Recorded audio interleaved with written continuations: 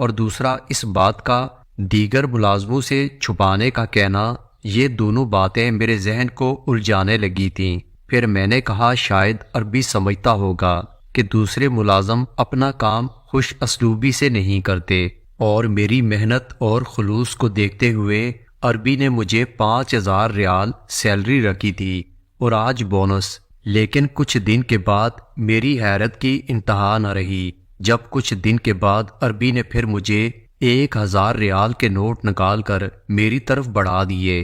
جب دوسری بار عربی نے مجھے پیسے دیے، اس بار تو میرے دل میں شک آنے لگے، آخر عربی میرے ساتھ اتنی مہربانی کیوں کر رہا تھا؟ میں نے وہ پیسے اس عربی کو واپس پکڑا دیے۔ میں نے کہا مجھے یہ پیسے نہیں چاہیے، آپ کیوں مجھے روز بروز اتنے پیسے دے رہے ہیں؟ میں نے جلدی سے اپنی چادر کو اپنے جسم پر ٹھیک کیا۔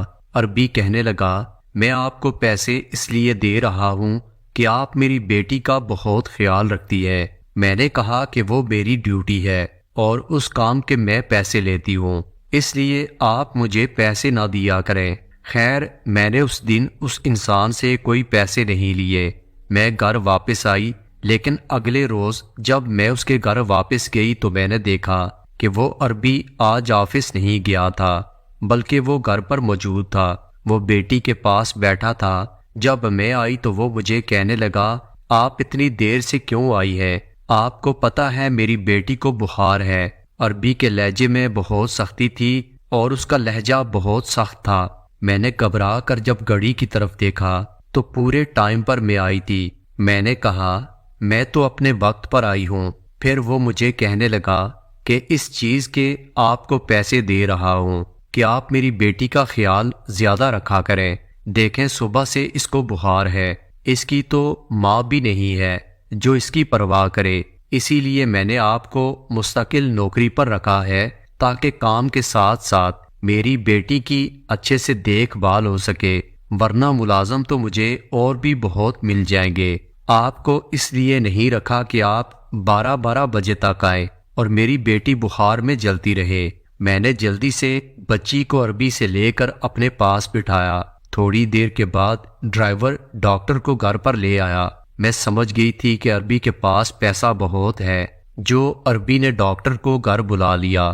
ڈاکٹر کے جانے کے بعد میں نے بچی کو دوا پلائی اور اس کے پاس بستر پر لیٹ گئی، کیونکہ مجھے عربی نے کہا تھا جب تک بچی ٹھیک نہ ہو آپ گھر نہیں جا سکتی۔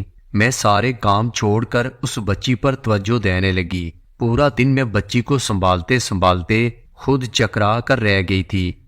کبھی اسے دوائی پلاتی، کبھی نرم غذا بنا کر کھلاتی تھی، مگر وہ بخار کی وجہ سے تنگ کر رہی تھی۔ آج وہ میری بات بھی نہیں مان رہی تھی۔ میں رات تک بالکل تھک چکی تھی۔ جیسے ہی عربی آیا تو میں نے جانے کی اجازت مانگی۔ عربی کہنے لگا یہ بات مناسب تو نہیں لگ رہی، لیکن میں بہت مجبور ہوں۔ اگر آپ آج کی رات میری بیٹی کے ساتھ رہ لیں تو یہ آپ کا مجھ پر بہت بڑا احسان ہوگا۔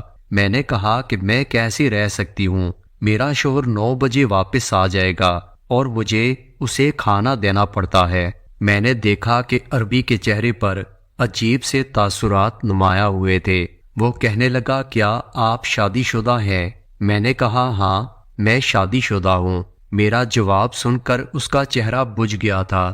پھر ایک دم اس نے بات کو بدل دیا، کہنے لگا آپ اپنے شوہر سے کہہ دیں کہ ایک رات کے لیے آپ کو یہاں رہنے دے، کیونکہ میری بچی آپ سے بہت پیار کرتی ہے۔ رات بھر میں کیسے اسے سنبھال سکتا ہوں؟ پھر آپ اس کی دوائی کے بارے میں اچھی طرح سے جانتی ہے۔ میں نے کہا ٹھیک ہے میں اپنے شوہر سے بات کرتی ہوں۔ میں نے موبائل نکال کر اپنے شوہر سے بات کی تو وہ کہنے لگا ٹھیک ہے آج کی رات تم وہاں رک جاؤ، میں کھانے پینے کا انتظام کر لوں گا۔ رات بھر میں اس بچی کو سنبھالتی رہی اور اگلے دن بچی کافی حد تک بہتر ہو چکی تھی۔